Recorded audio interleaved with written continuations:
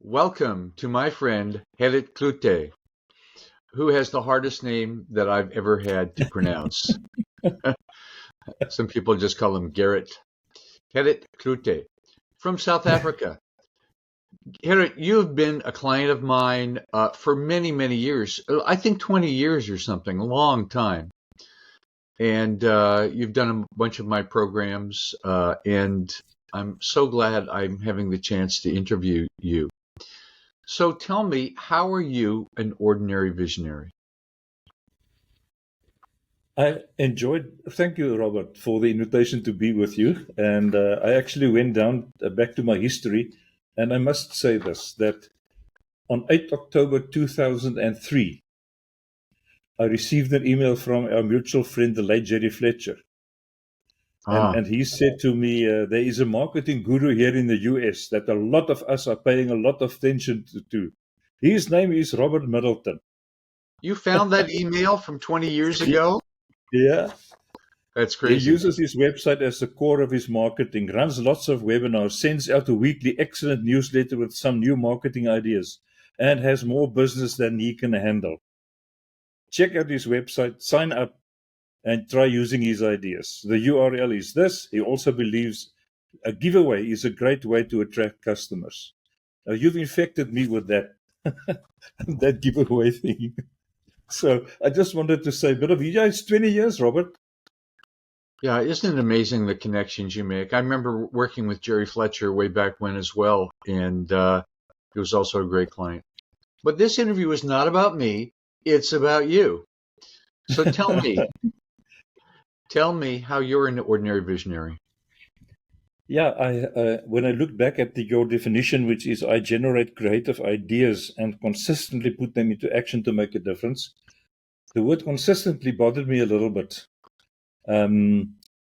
Because I get a new idea and I do something about it, and then sometimes I lose interest. Sure. I'm not sure about all the What, you're psychological stuff. human? Yeah, my second name is H Human. But no, I enjoy getting new ideas and stuff. And sometimes when something gets like institutionalized, I just find it boring. I like getting new things up and running. I've got many examples that we can talk about. But what I do, and part of this is never ending fun, is I help individuals and teams nowadays more to significantly improve their productivity. Just to help people get their right things done. I think that's an important thing. It's not just about doing more things, but to get their right things done Right. easier, faster, and better. And every time you work with another person, it's a new idea. It's a new creative idea.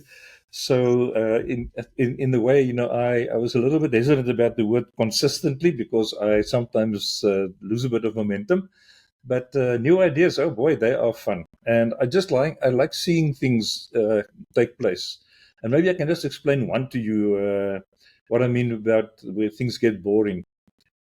I live in the Western Cape in South Africa. In Cape Town, we have the most wonderful wine farms here and wine areas. Oh, And then I get this wonderful idea. A friend of mine, his wife, is a specialist in food wine pairing. I oh have yeah. this food with this wine.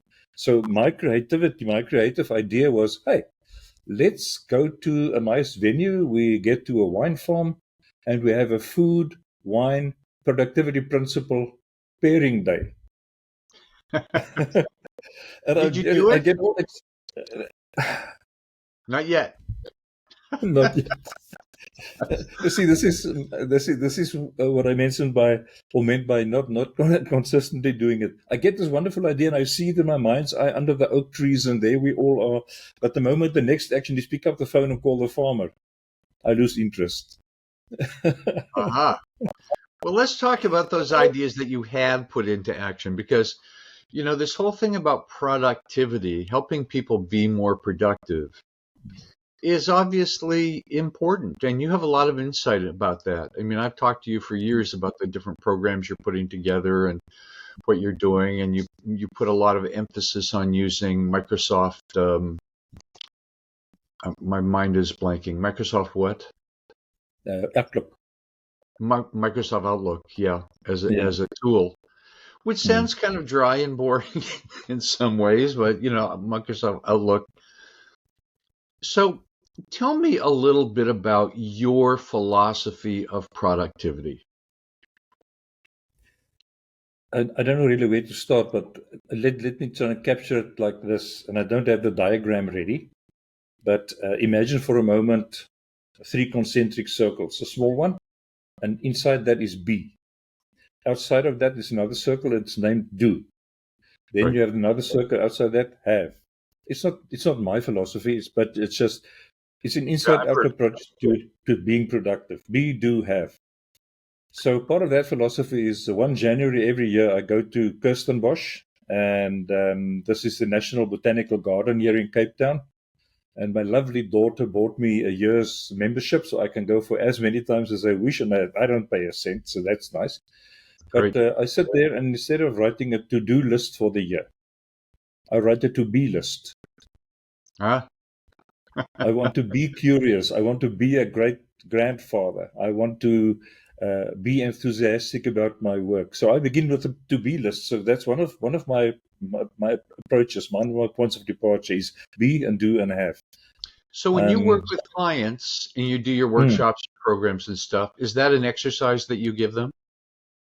Yeah, and it also fits in very nicely with Epictetus, one of the Stoic. I love Stoicism. It's a very great philosophy, I think. Yes. And the one of his quotes is, first, say to yourself what you would be, then do what you have to do. So it's a first, then it's be, do, have. So yes, we work through that, Robert, and I help people determine, and also teams. I've had the privilege of working with a team recently. It has quite significant impact. And begin with being, and think about your values, your governing values. That's so important, because if you look at it like the be and the do, the values is the being part. So, for example, my top 3 personal values are independence, freedom, and to make a positive contribution where I choose to. That I added that later on. I can choose a bunch of gangsters to be more productive, but I don't want to do that. No working for So, Donald Trump. yes, of course, yeah. So let's not get into that. But the same principles that make an executive team more effective make a gang more effective as well. Yeah. Just a different environment. So yeah, my one philosophy is be, do, have, inside out, and productivity. Maybe a bit overdoing it, but you can break it down into 2 words: pro, which means for, and duco, productive. Duco comes from duco, to lead, the Italian, I think, or the Latin. So one could see productivity as leading yourself, Huh. leading yourself for something. So, and that's why we say governing values, not just governing, not just values. There's a huge difference between having values on the wall and living out those values in the hall. Yeah. So, Yeah, for sure. Um, mm, when so have you seen in working with clients, one thing that I always worked on is try to get people to implement what I taught, mm, which is not always easy. It's a great idea, but can you apply that? So have you, the when people can make that shift to have a to be list, which I think is mm. brilliant. Have you seen people have some big ahas and changes in their productivity in life because of that? I wouldn't, I wouldn't say significant, like, it's a whole life change thing, but it's just that subtle switch of focus, um, from doing to being. Yeah. And so I guess I'm thinking now about, yeah, I do think so, Robert. I'm just thinking of a couple of people that I work with, friends, even my friends. We talk about these things, and we actually, I think you've met him. My one friend, Richard, and I went to Kirstenbosch with him and his wife this year on 1 January, and we all sat there and we wrote our to-be list. And afterwards, we talked about that. But you're quite right. The doing part is a difficult part. And therefore, I'm so happy to have come across BJ Fogg's work, the Tiny Habits. So when you want to do something, it's a typical habit cycle: trigger, action, reward. So yeah, to be more patient, that you can work some, you can, so yeah, so the trigger is I feel impatient, then what do you do, etc. So yeah, no, it really does make a difference, even if it's just like a calming down difference, if I can put it that way, to focus on the being in the moment, um, rather than just doing things and getting a checklist done. Yeah. It's really important, but it's also very subtle. And because we're so lost in doing, what do I have to do? I mean, I'm the action Hmm. plan marketing guy, right? It's action plans. What are your steps? What are your to-do steps? I mean, that's part of it. But I'm like you in that in my senior years, I've um, gotten more into, who am I being? And one for me is, am I just being here in the moment?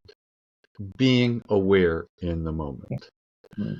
And then I can kind of relax and things just sort of come to me. And then I have things that happen, but it's that grounding in I'm just solidly here and aware. And patience is a big one for me that I've been working on. Be patient. Hmm. And then things just get done, without craziness. Yeah, So patience is a yeah. virtue. Well, I think the and I wish I could have taught that better when I work with clients. So, now I'm writing this series that you've probably seen, which I call Qualities of Ordinary Visionaries. Impatience was the first one I wrote about. So, what are all these qualities, which is all about being? And do you find people sort of get nuts about all the to-dos about Outlook and all the techniques about it? I mean, I think that's important. I think it's useful. It's learning to use a tool Yeah, that can save you a lot of time. yeah. Before this conversation, we were talking about using ChatGPT as a thinking tool. Hmm. So how do you keep people from, or how do you help people use that stuff without, I don't know, overdoing it or thinking the answer is in that? Do you know what I'm saying? I think so. Let me try this. Let me respond this way. I like to think of the work that I do, and this is not unique. But think about a Venn diagram with three circles. I don't have one handy. People, process, technology. And my other philosophy about the work that I do is we teach to the problem. We So don't teach to those the are tool. overlapping circles: people, process, and technology. Yeah, I don't know what the quality will be like. I don't have a big pen here. I'm just going to do the P and the P and the T over there. So when we teach, Yep, we work at the overlap of people, process, and technology. yep, If you just want the technology, if you just want to do Outlook, go and buy a Udemy course. That's not what we do. yep, So the way we work with a cohort of people, typically in a business, and we teach them, think about procrastination and how they see things and the habits. That's all part of people. yep. The process is we have a certain process that we teach in the technology. So I just spoke to somebody today. He's in Mozambique, and he said to me, the name of our course at the moment is Outlook Productivity. And he said, when they heard about this, they said, Outlook, I know Outlook, I do email. What can this guy teach me about Outlook? But he forgot that it's not only the technology circle, it's people and process too. So he Yes, says, well, this is much more. This is about life. This is about um, time management, is the phrase that he used. So to prevent people from getting bogged down, that I get the big picture. It's so easy to get sucked into your cell phone and just do your to-do lists and stuff like that.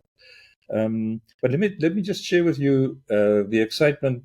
And again, I'm a curious guy, so I had the privilege of working with David Allen, who wrote Getting Things Done. I oh visited yeah, him in Ohio. That's not too far from you, I think. yep, And when I came back, I went to the University of Stellenbosch Business School, And we offered a program called Managerial Productivity, which was basically, it included some of the 7 Habits stuff and some of David Allen stuff. We just put the whole thing together there. And no technology at that point. And then as I was How starting long ago was that? that was in about 2005. It's also 19 years ago. Yeah. And then as I was implementing the principles of effective personal productivity in my Outlook, and this is, I used to be a school teacher. I taught physics and maths, so I can't kill the teacher in me. When I learn something new and I feel, ooh, this is nice, I just must tell people about it. So Right. in these groups, I asked them, who of you use Outlook? And that was way before Gmail. So all the hands went up. So I said, okay, and this is still the way I prefer to teach, is how do you currently do X, Y, Z? And they tell me, and they say, well, let me show you something. Why don't you try this next time? And I said, what? Is that something new in Outlook? Is it a new version? Do that again? And when I saw that excitement, just a penny dropped for me and said, hey, here's something at the intersection, once again, of technology and methodology. So there you have Outlook productivity. But always emphasize the 3 circles. This is where we work. Let me, you know what I'm pointing at, but that's where my work lies at there. Sure. I don't just like getting sucked into technology. That doesn't excite me. But we were talking again. We chatted a bit before the meeting. How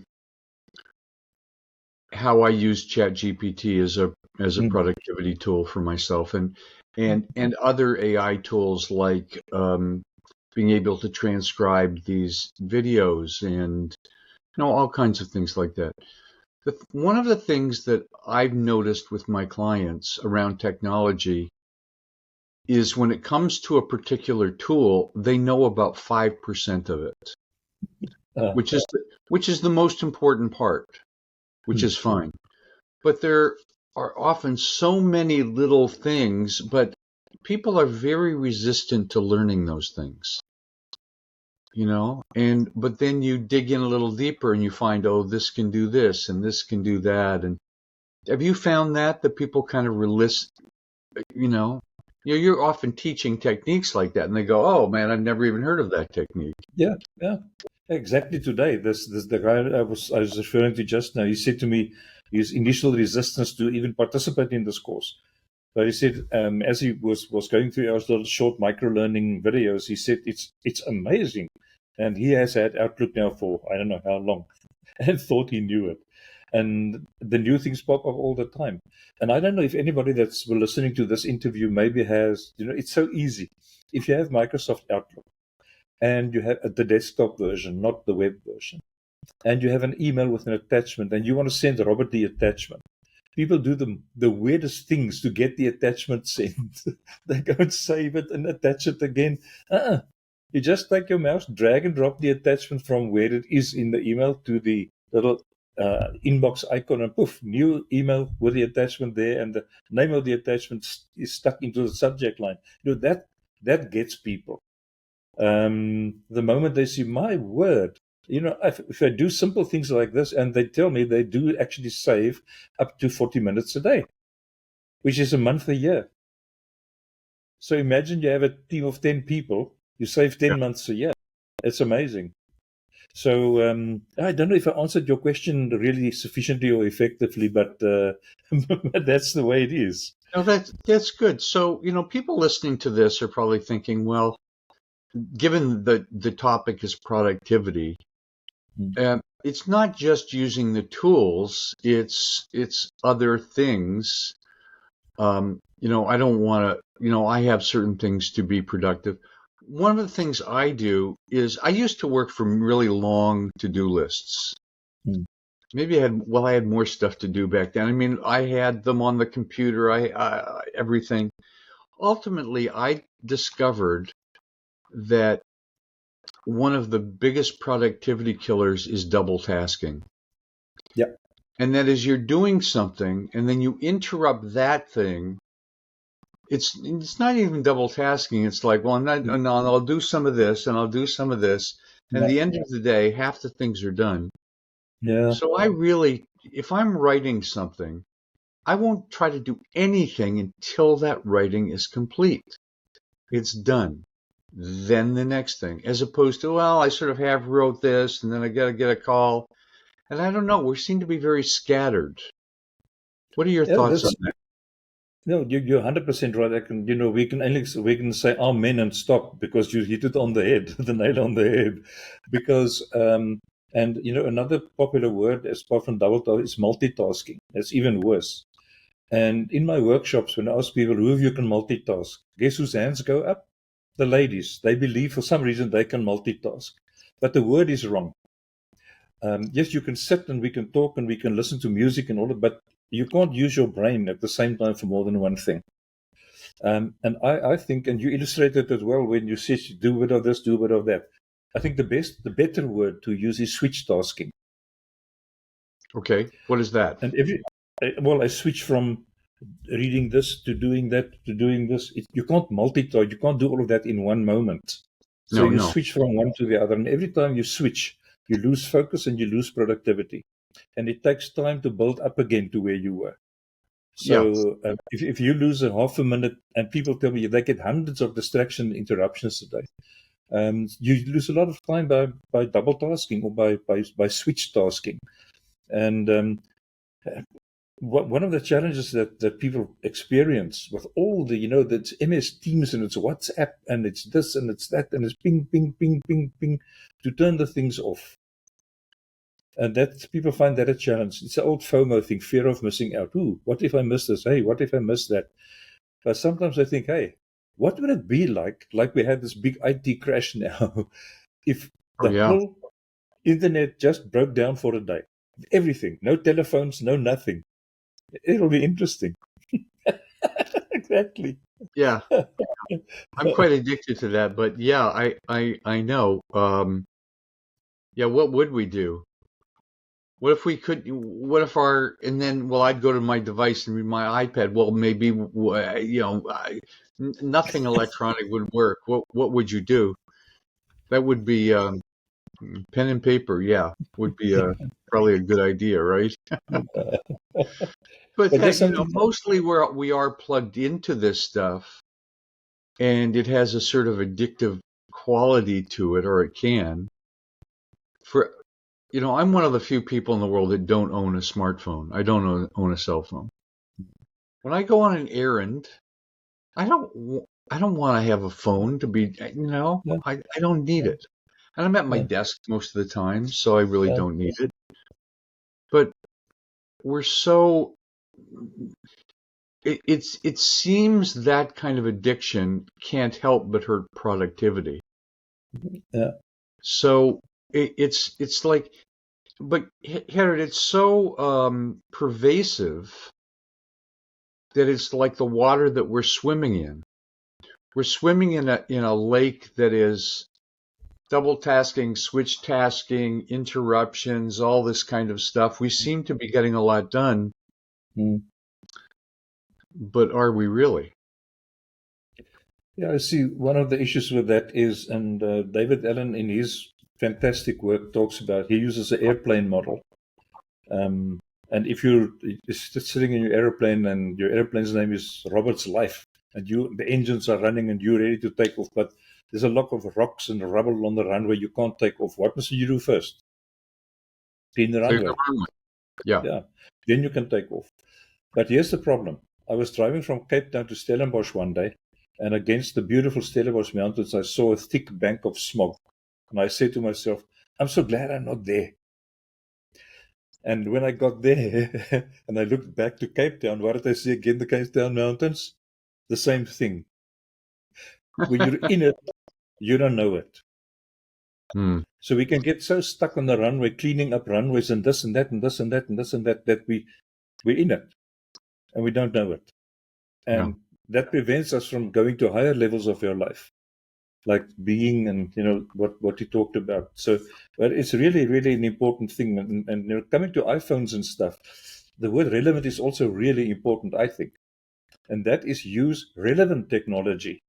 If pen and paper works for you, why go to iPhones? No, It's not necessary. So don't over collaborate. Don't overdo things. Just do what's necessary. There's an old saying about, well, I guess it's a productivity saying, a place for everything and everything in its place. Yeah, yeah, yeah. And, for instance, if I need to find something online, I have all my bookmarks. I have certain things I save. All the things that I need regularly, I can find in a nanosecond. My desk is fairly, but not perfectly clean. I mean, Good. it's not a total disaster area, right? So, when people do your programs, do they start to realize how disorganized they are and how scattered they are? What's really common out there? What's holding people back in that way? I think that's only well. I think I must make a statement about being disorganized. And being disorganized is things are not exactly the way you want it to be, and it becomes stressful. And it's one of the big things that attract people to our way of working is to get more organized. But what does it mean? If you think about, in my case anyway, I have a drawer for my cutlery, and most people have the knives and the forks and the spoons separate. If everything was just one mess, then you would take more time. So, what does your to-do list look like? Is your to-do list like one drawer with everything in, or do you use it's the simplest thing, categories? And we talk about a bucket. Let's say, okay, this is now a glass, not a bucket, but let's say then all your phone calls live in here, and you have another bucket for your home. Right, right. Things living there. So yeah, being disorganized. Okay, I'm just checking. I'm getting some echo here. I don't know if you get the echo as well. I A don't know what little bit, happened. not a lot. Okay. Okay. So I've disorganized my own thinking. But that's one of the things that people really crave is being more organized. But being organized for me and being organized for you are two different things. But it brings peace. And let me just illustrate that with an example of, our minds can also be disorganized. I'm just going to switch this off for now. And when you talk, I'll switch it on again. Our minds can also be disorganized. It's all over the show. And the more messed up your mind is, the less focused you are, the less organized you are. So in our workshops, and as a matter of fact, the way we run our courses, we have them over 6 or 8 weeks. And once a week for about an hour, we have an online group coaching session. And we begin every session with a mind dump or a brain dump. So we give people 2 minutes just to write down, what's going on in their head. And it calms them down again, and they feel they're not more organized, Red, but they say, I feel more organized. And here's another thing about productivity. Sometimes the most productive thing that we can do is sleep. And I received a lovely email one day from a lady and said, I really enjoyed the mind dump in yesterday's workshop. And last night I sat down and I did a mind dump like you can't believe. It took me 2 hours. Oh, wow. And for the first time in many months, I had a night of uninterrupted sleep. So that doesn't really talk to your question about being organized or disorganized, but that's just a good example, I think, of something simple can have a major impact. I've found when I'm feeling agitated or I can't sleep or something, I think there's 50 things to do. And then I grab a piece of paper and I write it down. It's usually 3 or 4. You're right.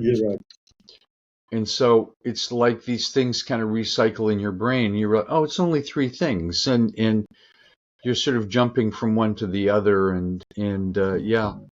So getting stuff on paper, out of your head and on paper, whether it's a to-do list or whatever it is, or just some thoughts, No. because it can be very, I don't know. It's funny because, we use our heads to think, obviously, but it's just looking at 3 or 4 things on a list just brings this amazing clarity. Yeah. Yeah.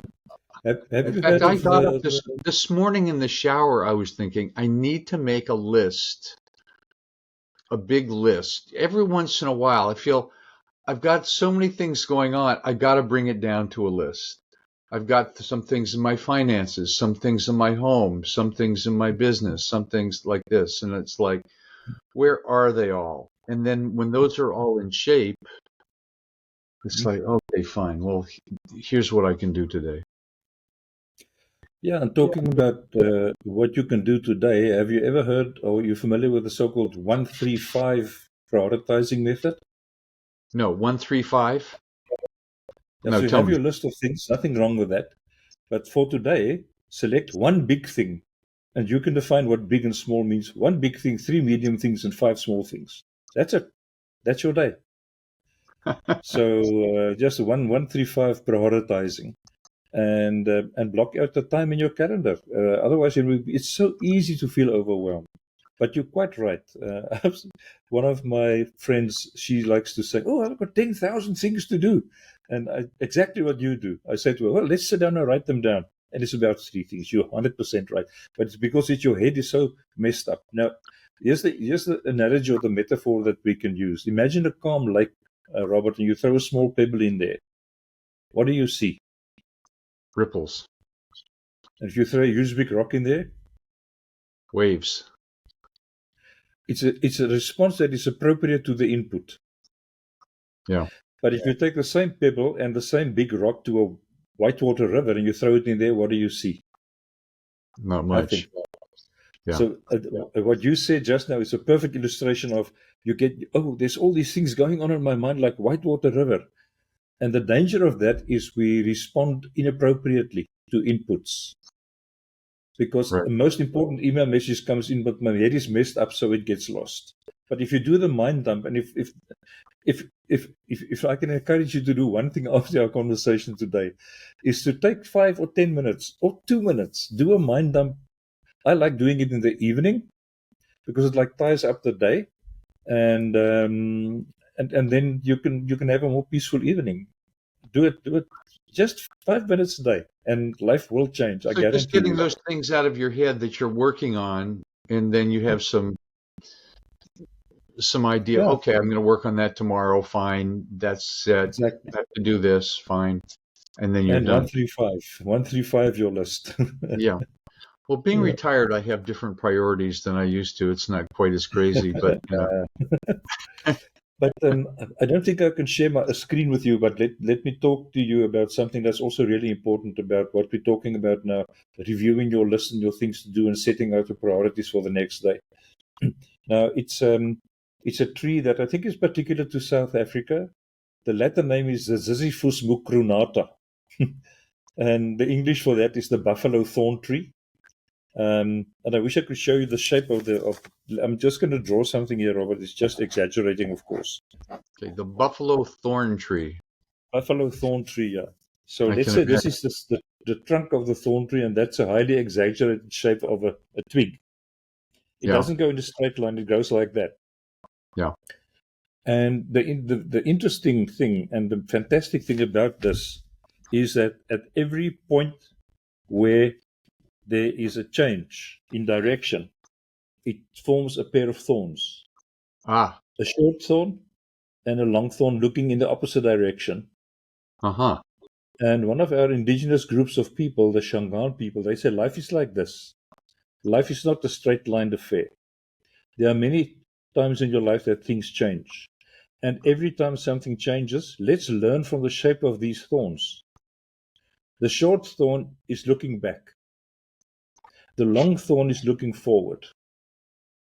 So don't look back. Don't look in the rearview mirror unless that's the way you want to go. Yeah, yeah. So we recommend that at the end of every day, it's another thing that we recommend for our clients is make some Sisyphus time. And part of your your ending of your day is review today and preview tomorrow. What worked, what didn't work, what can I learn to make tomorrow better? And then you have your list for tomorrow and you 135 your list. It just helps. It's tremendous to help you just get your mind calm and focused. The thing is, that only takes a couple minutes, right? Yeah, 5 minutes maybe. Yeah. And here's the thing: when you do this, I recommend writing pen and paper. Then you're not worried about typing errors and little squiggly line and go back and fix it. No, you just write and it's flow. You can always technologify it later on, but for this exercise, pen and paper is the appropriate technology. And an interesting thing is, and I'm not a psychologist, so I don't understand what people say when they talk about the flow in your mind or whatever, flow of consciousness. But if you do your mind dump and you say, nah, that's enough. No, that's the wrong. I think that's wrong. There's never enough. When you think there's nothing more, start writing exactly those words. Nothing more, nothing more, nothing more. And I guarantee you something will pop out. So it's a short exercise. It's a very, very useful exercise. It helps your mind. It just calms you down. And we talked about being in the moment. That's what it's about.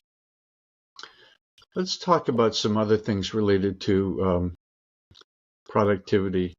The other big P, procrastination. Why do people procrastinate, and how can they procrastinate less? I think procrastination is like a interlinking between procrastination and perfectionism. The one feeds the other one. Yeah. And we don't want to fail. We don't know what to do, but we don't want to look bad and ask other people, how do I do this? Or please help me. And therefore we procrastinate. And there's many ways to beat procrastination. But just a little etymology, I think, is the right word. The word procrastinate, 2 parts, pro and cras. Pro means for. Cras means tomorrow. So procrastinate literally means for tomorrow. Yeah. So, but how can you beat procrastination? Is get off understand the law of limiting returns. If you imagine the law of what? Of limiting, let me just draw it like this quickly. Diminishing returns. So there's your return and here's your investment. Let me put it this way. So that's your return and this is your investment of resources, time, money, etc. So when you're hungry, you've got 10 bananas to eat. The first banana has a certain value. Second banana might have an equal value. But the more bananas you eat, the less incremental value you get. Until you hit the flat part of the curve. And then you can eat 20 bananas, they won't stay inside. So what we say to people is be aware of the law of diminishing returns. And if you and your client, for example, agree that line, that's the quality that I want, and we agree that is the amount of resources that we will put into it. Don't waste time. Don't waste money. Don't procrastinate. And get your things done. And that's why I say the procrastination and this thing of the law of perfectionism is just, they feed off each other. I don't know if you've heard of something called the 15-second principle. I've heard about the 5-second principle. No.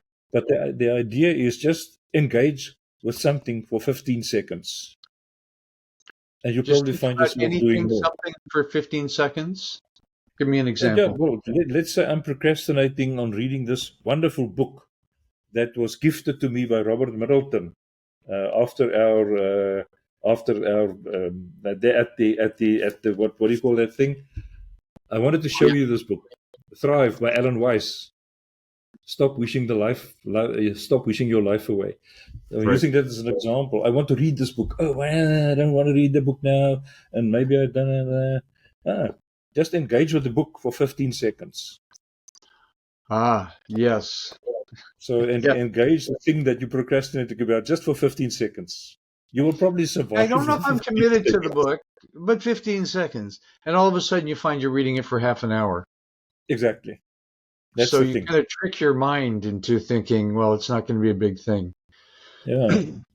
That's a good But thing. So if you're working on your taxes, which is something that I procrastinate about, okay, well, just open the file. yeah, that's it. Open the file. Just look at the numbers. Because when Yeah. you think of the whole thing, it just gives me shivers down my spine. But just look at one thing at a time. Let's look at Yeah. this for 5 minutes or whatever, and then you can Yeah. get started. Yeah. Yeah. Yeah. Oh, Yeah. that's such an important thing. So that's just one. And another thing about procrastinating something, even like getting out of bed, is to count down. You can start wherever you want to. Let's say I want to read the book. Let's use that example again. Okay, book, I want to read you. But yeah. Okay, 5, 4, 3, 2, 1. Pick up book. Start reading. That's just another way in which you can can get over it. It works.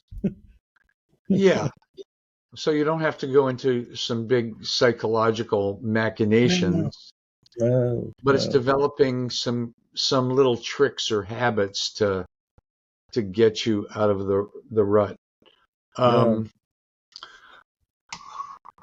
Can I interrupt you there, Robert? This is another really, really important thing.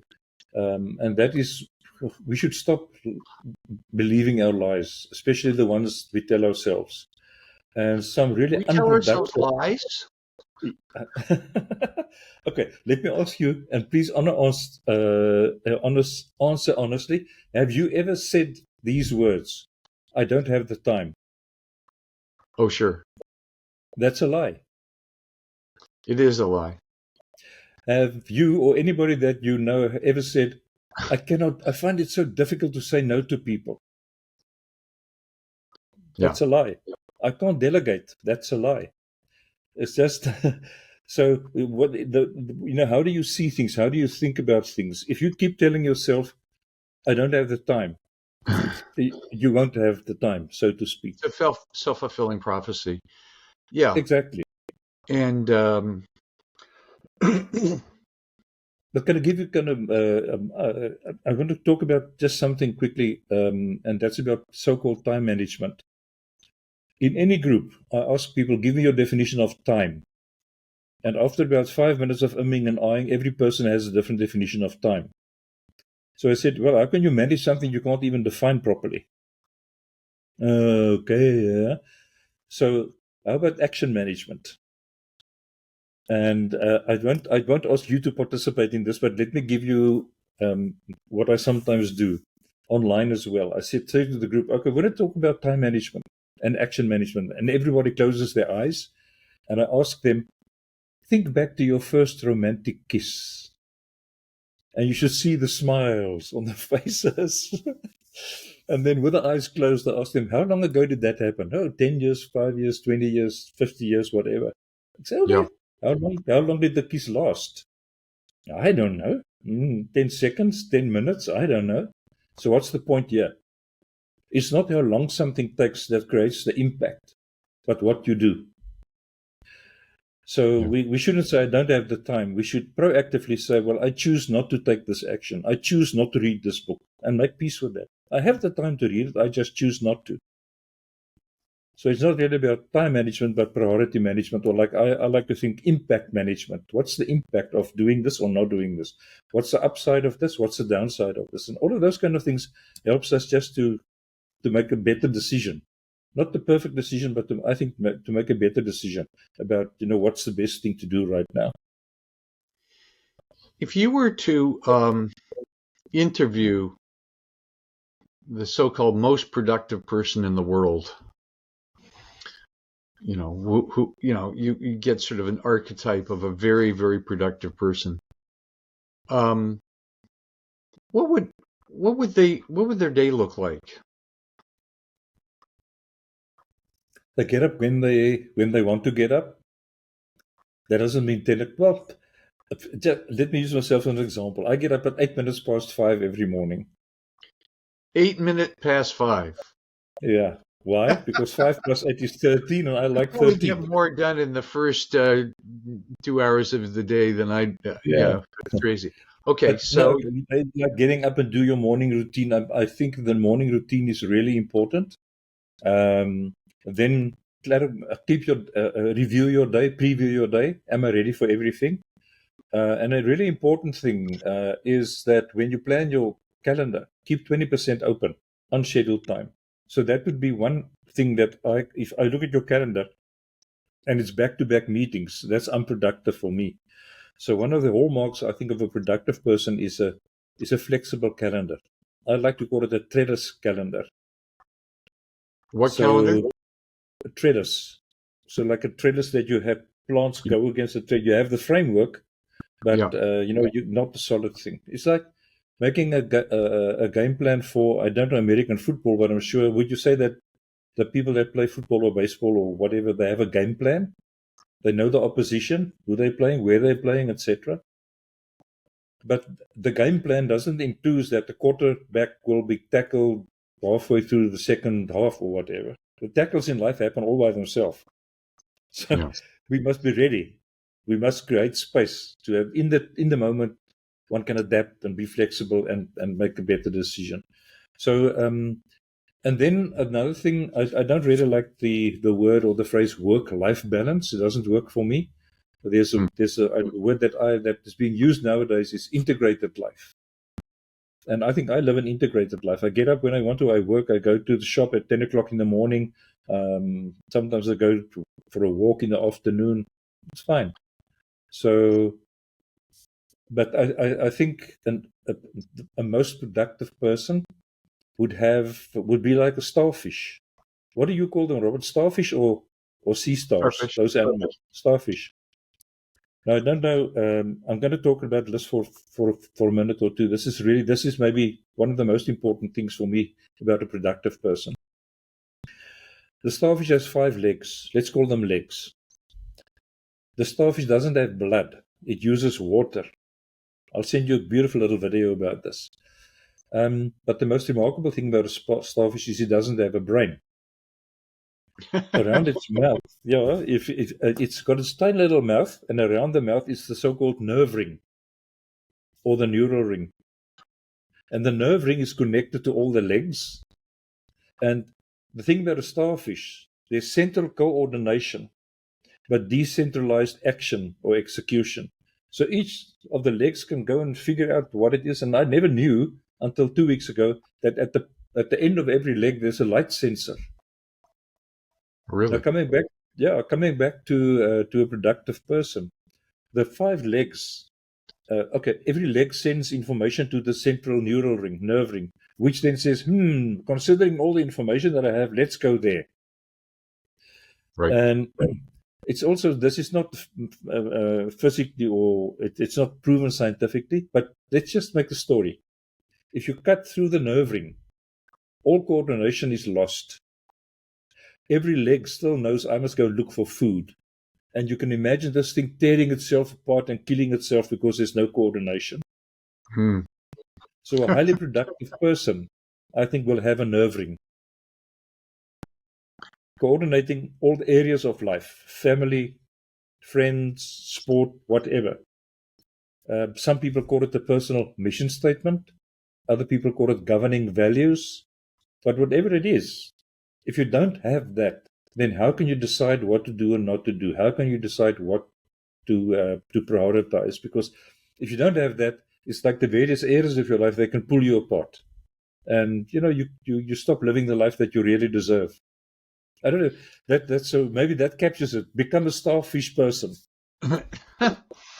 Yeah.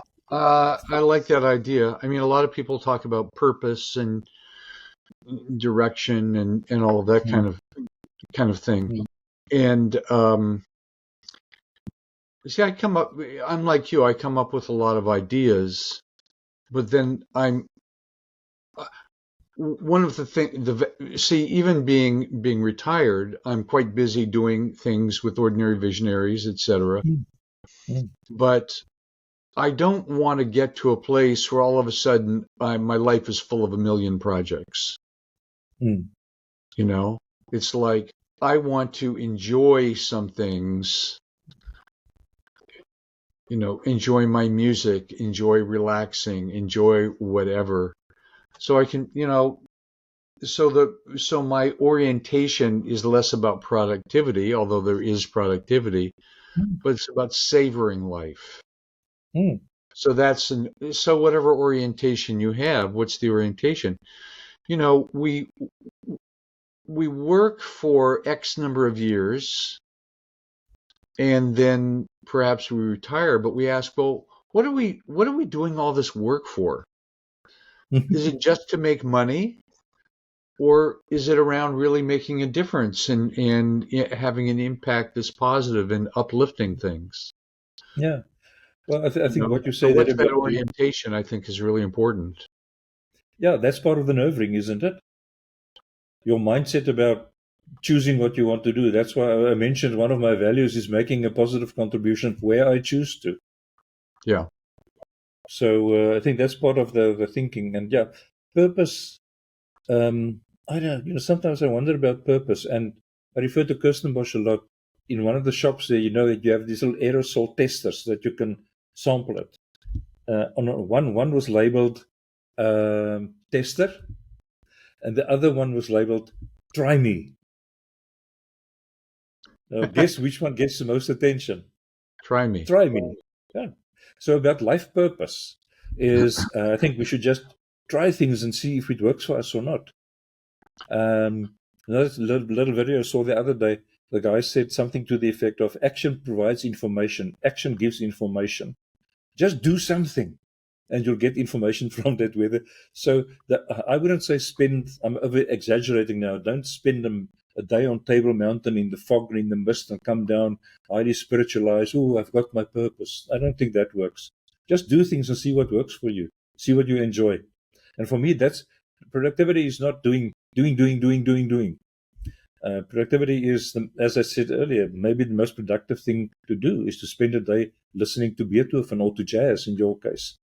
And if that's what you want to do, that's why I say productivity is the right things, doing your right things at the right pace, at the right speed. Yeah, Right. And that's different for everybody. exactly. Yeah. There are principles of productivity, like we discussed now, but there's no one size fits all. The principles of productivity, principles is the interesting thing. A principle is like gravity. It works everywhere. It works for everybody. If you and I now vote against gravity, it won't go away. It works whether you like it or not. So being organized, being that kind of stuff, it works for everybody. And you can either choose to ignore it and suffer the consequences, or you can choose to align your life with those principles. And again, Stephen Covey used to teach, if you pick up one end of a stick, you also pick up the other end of that stick. If you make this choice, you get that consequence, and there's nothing you can do about it. So if there's a principle about live your nerve ring, you can choose to align with that, or you can choose not to. You choose what stick you pick up. Gerrit, thank you for sharing all these ideas. I mean, I love that you have little models for everything. It's not just a concept, it's a model of thinking about, productivity, procrastination, double tasking, all of these things, which helps it sort of stick in the mind. I mean, it's good. It's going to help me with my to-do list today. So Yay! this big list of all these things, I kind of get behind on things and then I'm focused on this and then things pile up and the whole thing of just put 15 seconds into that. Okay, today, 15 seconds to that. Because there's a few things I'm procrastinating about. So, it never, it never stops. We never get to this place.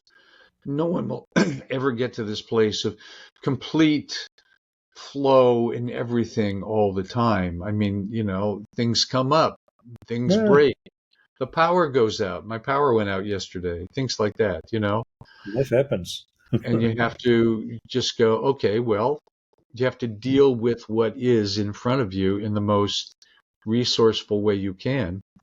You're right. And may I just, I'm going to close with this and you can edit it out later on. I mentioned Epictetus. This is a fantastic little book, The Art of Living. It's about Sure.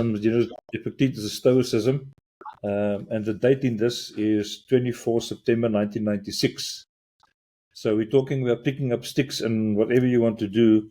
And the beginning of the first thing in this book about being effective is, and just one paragraph. Happiness and freedom begin with a clear understanding of one principle. Some things are within our control and some things are not. It is only after you have faced up to this fundamental rule and learned to distinguish between what you can and cannot control that inner tranquility and outer effectiveness becomes possible. So I call that's fantastic. And my closing little model in the 3 circles again from the Covey days. CIWA. Siwa. In the middle is control. What can I control? And we can only control ourselves. Right. Then influence. Influence what you can. And the third circle, WA, is for willingly accept the rest. Not just accept, but willingly accept.